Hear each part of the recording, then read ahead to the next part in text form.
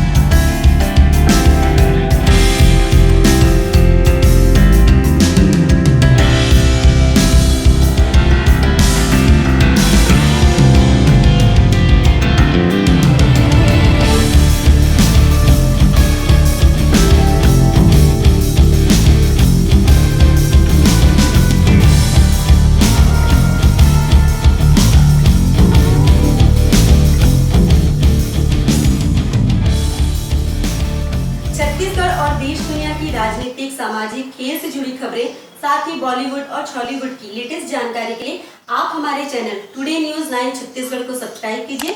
साथ में आप बेल आइकन को जरूर क्लिक कीजिए।